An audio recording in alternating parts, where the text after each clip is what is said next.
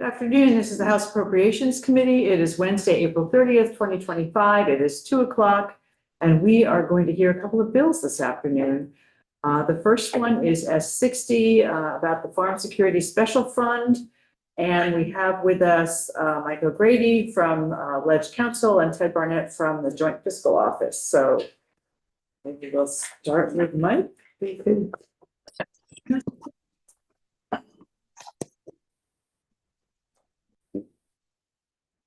Do you want the bill up on the screen? Sure, that'd be good. Yes. I have an allergy cough. Mike is going to tell us what it is.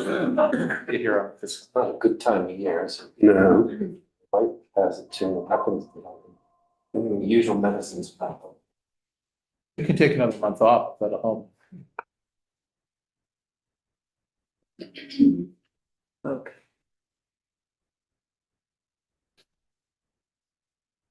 okay.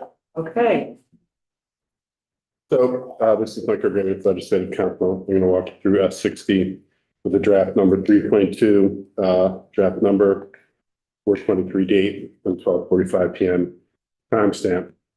As the chair just referenced, this bill will create a special fund at the Agency of Agriculture to provide financial assistance in the form of direct payments to farmers and forestry operations that suffered eligible losses due to weather conditions. There's a finding section that begins the bill that notes that Vermont has experienced extreme flooding and other climate disasters in the recent years. Many existing state and federal programs that are designed to support operations are difficult to access, are administratively burdensome, and are not equitably distributed to small and medium-scale farmers and forestry operations. In particular, because federal crop insurance is not designed to serve the needs of smaller scale or more diversified farming, many Vermont farmers are not covered by crop insurance or may not even be able to get it at all. On page 2, you will see that the state should establish, part of the findings, permanent funding support program to maintain the viability of farms and forestry operations in Vermont in order to ensure food security, climate resilience, rural economic vitality, and environmental health, continually invest in farms and forestry operations in a way that makes them more resilient, and provide a source of relief funds permanently available to farmers and forestry operations impacted by climate emergencies and extreme weather. Moving on to section 2, there's an addition to an existing chapter in Title VI, Chapter 207. This chapter currently relates to promotion, marketing of Vermont foods and products. It's where the Working Lands Enterprise Board is located. And this program, this board is modeled in part off of WeLab. And I will point out some of the similarities. So there's a new subchapter added to the chapter. Definitions are added. The key definition is an eligible weather condition. It's any of the following weather conditions that are found to be closely correlated with agricultural or forest operation income losses. It includes wind, high winds, excessive moisture, intense precipitation or flooding, extreme heat, abnormal freeze, forest fire or wildfire event, hail, drought, or any other severe weather or growing conditions impacting agricultural or forestry operations income as determined by the review board. Farm is a parcel or parcels of land devoted primarily to farming and then is subject to the required agricultural practices. I can read you the definition of farming from the required agricultural practices if you would like to hear that. Okay. And then there's a definition of forestry operation that refers back to the definition in Title 10 where forestry operations are regulated. I can read that to you as well if you would like. Forestry may be a little bit more or less understood because there's some things that forestry is not in this definition. Is that correct? Pardon me? There's some things that forestry is. There are not. some things that are not in. Right. So that probably would be good for people to know. So forestry operations means activities related to the management of forests, including timber harvest, pruning, planting, reforestation, pest disease and invasive species control, wildlife habitat management, and fertilization.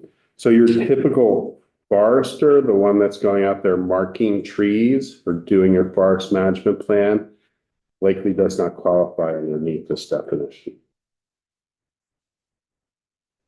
So moving on from there, there is the creation of the Farm and Forestry Operations Security Special Fund. Now, this is where you see similarities with WeLab, where the WeLab creates the fund and creates the board to move the money from the fund.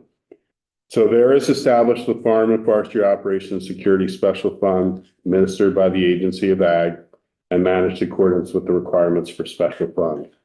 It consists of funds transferred by the General Assembly, just like WeLab has that provision.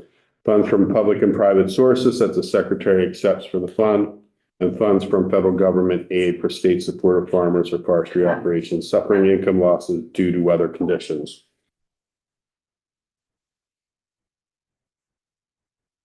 Now, the Secretary has to ensure language accessibility, and it's a fund with a carry forward any remaining balances at the end of the fiscal year. Then you get to the provisions about award of payment. The Secretary of Ag, after consultation with the review board, shall award payments from the fund to persons owning farms and forestry operations that have incurred financial losses or expenses due to an eligible weather condition. So that list of freeze, wind, fire, etc. Payments from the fund. Pause for a second. Yeah, Wayne. So if the, your standard foresters aren't the ones that could make a determination in terms of whether or not, what's going on in terms of losses for someone that's trying to claim that they need help under this section, who would make the determination? Well, there's going to be an application process. And that application, when you move down, a brief description of the damage that occurred, attestation of an eligible weather condition event, an estimate of losses in a year, and report of the farm or forestry operations income and expenses. Now, what the Secretary is going to require for proof of all of that, that's part of the program, and that's going to be part of the Secretary's discretion in implementing the program. The Secretary would come up with a method for doing that. Yep. Let's go back to the top, to the fund and the payments from the fund. They will be in an amount that reimburses a farm or forestry operation for up to 50% of the unreimbursed, uninsured, or otherwise uncovered losses due to eligible weather conditions. And I know that that's a concern, that language, because there's that program that came out of Commerce that would also be eligible or available to farming to provide loans. That's the Vita one, yes. That's the Vita one, and Commerce might want language to make sure that there is no double dip. Right, there was some parallel language and I have seen a draft of that at this point. I'm not sure where we're going with it, but Okay. I think, House Ag may have some comments about that Sure. as well, but I am aware of that. But that's loans and this is a grant. This is a grant. This is a grant and they don't even have to ever have had any insurance. Well, that's part of the need for this, because some of these farmers can't get insurance. There are some of these, they're not eligible because of the crops they grow. They're not eligible because of their scale. They just don't qualify, or it just makes no financial sense to pay what the premium would be on a crop insurance for the size of the farm that's involved. Okay, Mike? Yeah, if I could just add to this, this is a very similar bill that I introduced 2 years ago when we had that, the freezes in our orchards. And after that, I found out probably more than I needed to know, but crop insurance is not a good deal. It's It's a very, good deal for the insurance company.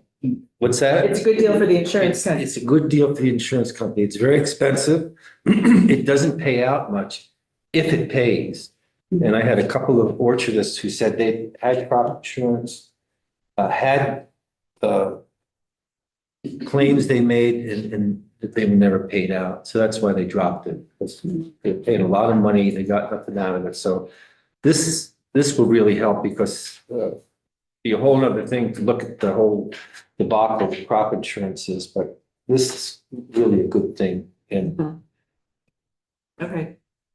Yeah. Hey, And just quickly, it's, even if there was insurance, even if there was, if this was a FEMA declared, and the point here is that this is not necessarily a FEMA declared disaster. This is a weather event that's determined by the department, our Department of Agriculture, based on local conditions. So it's not part of the federal declaration, which if it was, still gets 12 to 24 months on average of restitution if they qualify. And this, you'll get to the process here, how much shorter. It's a very quick turnaround. Yeah.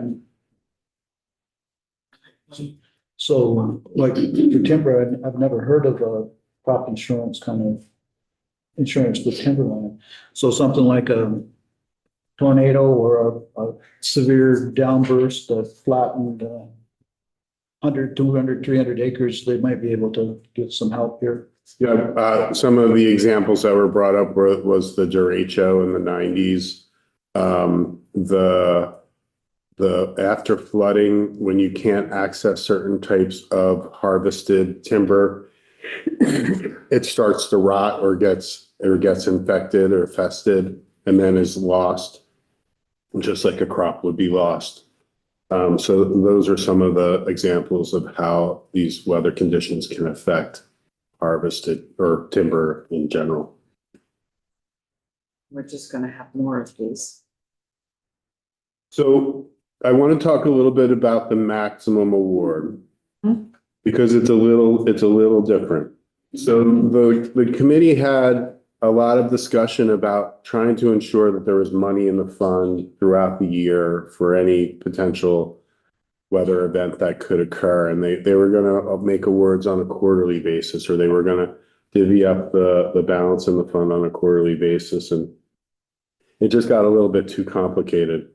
But they wanted to set the maximum award based on the percentage of what is appropriated into the fund. So there's a maximum award up to 5% of the undesignated and unreserved funds in the Farm and Operations Security Special Fund at the beginning of each fiscal year. So I talked to JFO about that, and they said that that was acceptable language, provided that the award shall not exceed $150,000 per qualified applicant farm or forestry operation per year.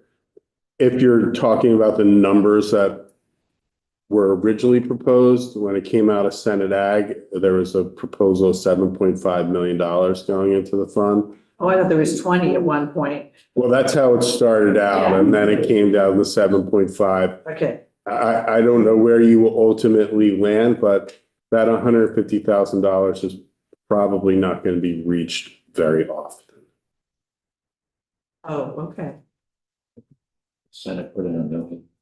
So moving on from there, page 5, line 3, the secretary may verify the occurrence of an eligible weather event through information from NOAA or other federal or state certified weather sources, or by doing a site visit. There's a list of the losses that are reimbursable.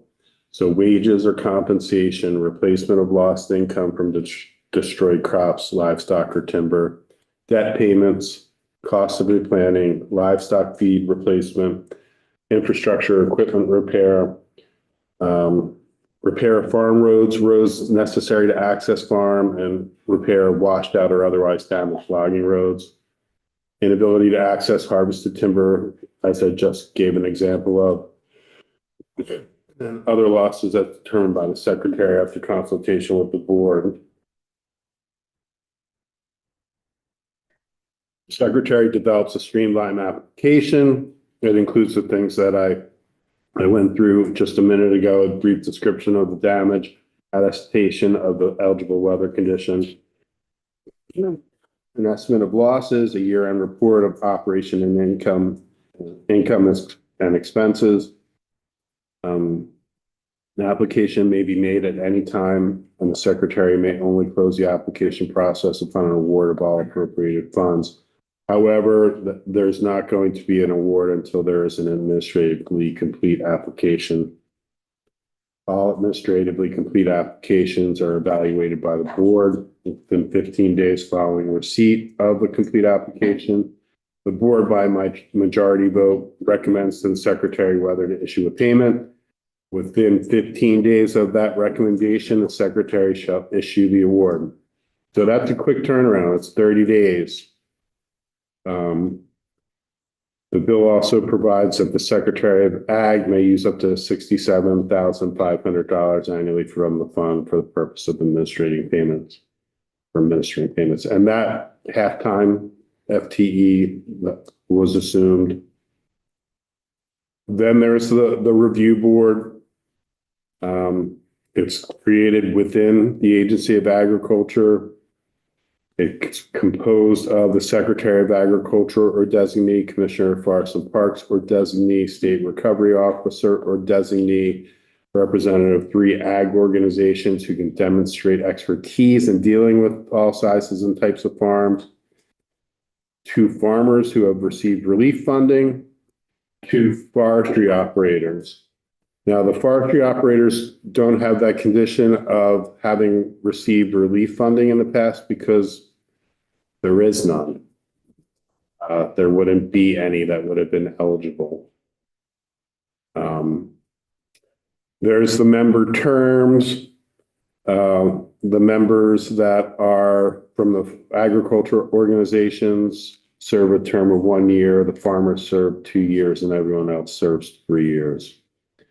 If there's a conflict of interest, especially among those farmers who are on the board but may be applying for relief, the secretary may appoint an alternate member to avoid a conflict of interest. This conflict of interest is defined in the State Code of Ethics.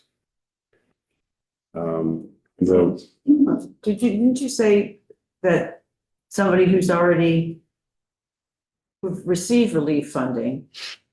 So if they've already received relief funding, they're on the board, but they might still get more relief funding? So there's no limit to the number of times that. There's no limit to the number of times that a farmer could apply. And that's actually pretty typical for disaster relief. Okay. For FEMA, for most disaster relief programs. Because you were harmed by a freeze in 2021, shouldn't disqualify you from the harm you suffer from a fire in 2025. I can see that. So along that line of thinking, wind throw, freezes, all these things are relatively more or less random or haphazard in terms of their distribution.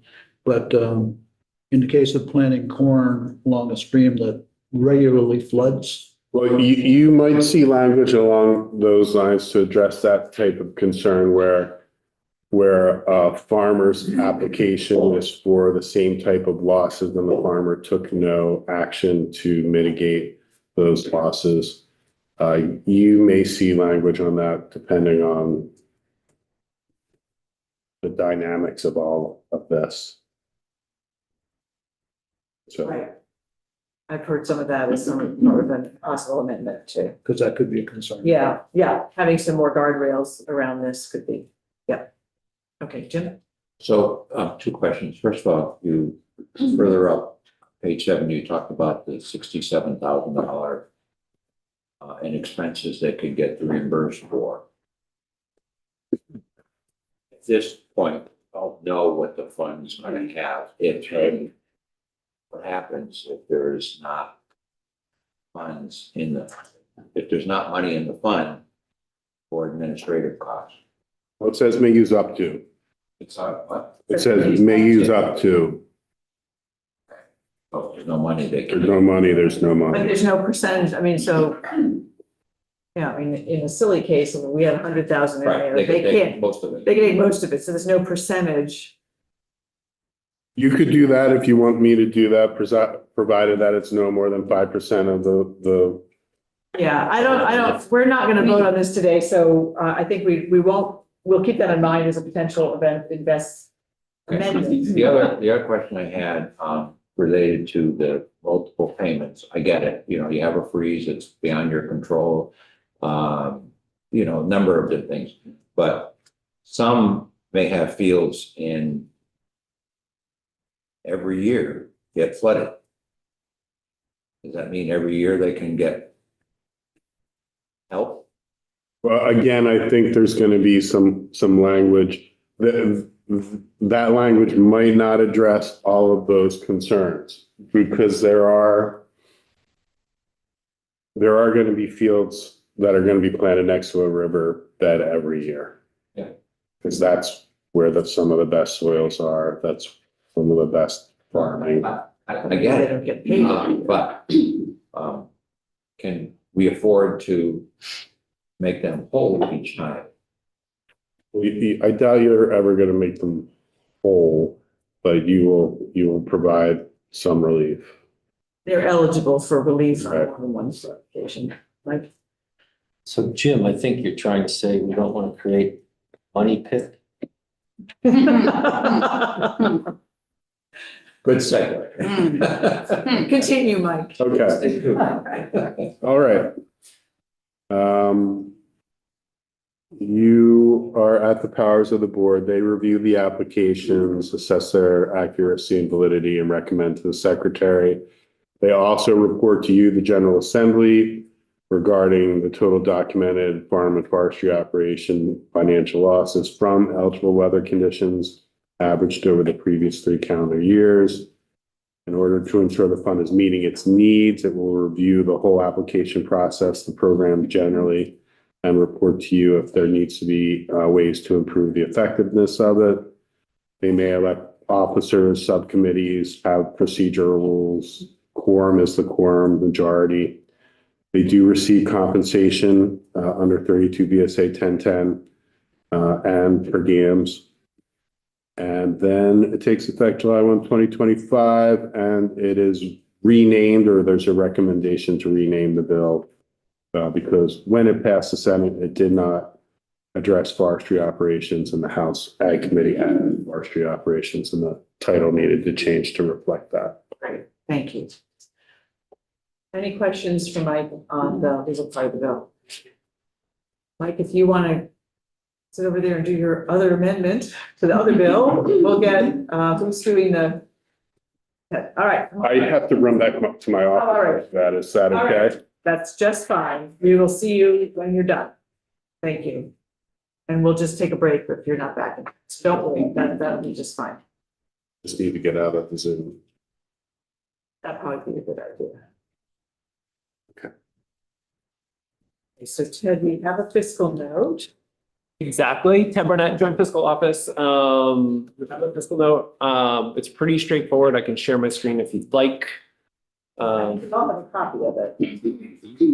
Great.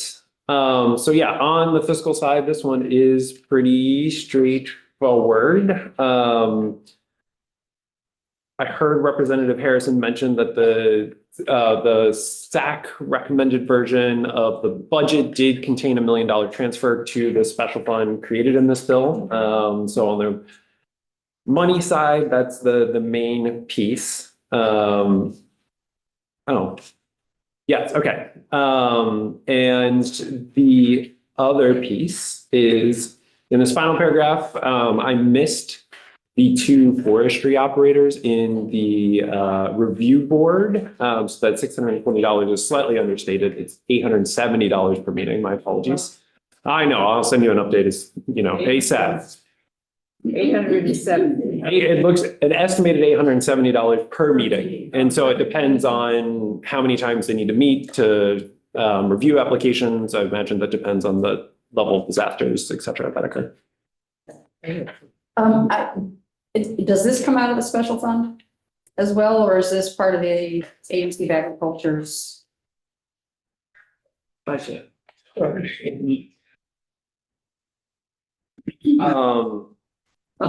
I have to admit, my sense is that that would be from, it just says they're entitled to compensation in the language. And I imagine that would come from the fund, but it's not specifically specified. Authorized under 32 BSA, blah, blah, blah. No, each member shall be reimbursed from the fund for the member's actual necessary expenses. Oh, yes. Sorry, there you go. I didn't read far enough. Thank you. So part of the $1 million, if the $1 million were to continue to go through, would be to pay for this. And as you said, the number of meetings, well, they could also just choose to meet quarterly, for example. And if there was no disaster, they wouldn't meet that quarter. I don't know what they're gonna do. I guess it's not clear how many. Right, and that's why I provided in the fiscal note an estimate of per meeting as Right. opposed to for a set number of meetings. I assume that the secretary is gonna set up the users or whatever process it's gonna have. We're assuming. We don't know. Yeah. Okay. Any questions on the fiscal note at this point? Jim? And maybe you may not be the right person to answer that, but the fund, I think, is being established in part because things like crop insurance are so expensive. Do you know if any consideration was given to some type of small fee to participate in the event of a loss? Not a market rate insurance fund, but I'm just that. I do not know if there was any consideration in other committees and testimony on this. Sorry. So we're not voting today. That's something you could ask. Mhm. Committee. Couldn't hear you, so we're We not. are doing- not voting today, I'm so sorry. Dave could, I'm sorry, not Dave, Jim could ask the committee. Okay. Yeah. So are we clear so that it's, at the moment, $1 million has been set aside in the current Senate version of the budget. Per diems would come out of that $1 million, so that is at the moment, the only potential appropriation.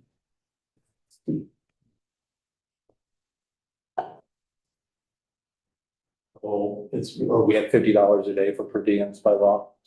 They said about 800 or something. Okay. 870 per meeting. JFO has an internal cost calculator. And so, yeah, this $50 per diem and mileage and meal reimbursement. Madam Chair. Yes. So what's the status? The status of this is that we won't be able to make a decision or have a vote on this until the House is done with this version or the Senate's done with the version from back and or we make a decision at the last minute because of the budget. Or something else, yes. I'm a little unclear as to how this is all going to play out at this point. But sometimes they fit side by side, sometimes it Yeah, goes into the right. budget, sometimes. Right, Right, and just another question. Yeah. So just to make sure I have this right, based on the $1 million potential appropriation, it's saying here that individual payments, which would be for up to 50% of uninsured or otherwise uncovered farm or forestry losses. So I have $100,000 of losses. I can apply for $50,000 based on 50%. But also the next step of this is up to a maximum of 5% of the undesignated and unreserved funds. So if it's at $1 million, the most I could actually ask for or qualify for is 50,000. Is that roughly correct? I'm so glad you chose those numbers, Representative Simmons, because with $1 million, that's exactly right. The 5% would be a $50,000 cap under this language. Right, not the 150,000. 150,000 is a cap only if the fund is available to carry it. Yeah, exactly. Thank you. Jim. So, given that we don't know what the status of this fund, if we set it up, is going to be, and even if there's $1 million in it, next year it could be gone, or sooner, when adverse. But initially, if money's not put in, and we established this, is there a provision for the per diems in that committee that's going to be establishing the qualifications for this? Is there a provision that can come out of the ag agency budget, for example? Yes, I mean, y'all could choose to have the per diems come out of the fund or from the Agency of Agriculture's budget. I don't know if the review board would meet if they didn't have any money to give out necessarily, so there may not be per diems to pay. But yes, that would be a choice where the per diems would come out of. But I imagine, right, it fits neatly. There's money that goes into the fund. They're only meeting to give out money from the fund, so the per diems could come out of the fund as opposed to the. They're not establishing the qualifications, what would be an allowable loss. Could you say that one more time, please? Who's establishing what might qualify for a loss that would be The board. reimbursed? Secretary of the board. It's the secretary. Okay. No, all right, no money, no need to meet because there's nothing to decide. Okay. All right, thank you. Okay. Any other questions on this bill? I'll try to get more clarification as to what and how and when. All I know is not today. Thank you very much, Cecily. So we will, let's go up live, Aaron, and we'll come back when Mike O'Grady has his amendment and we'll hear that whole bill all at once. So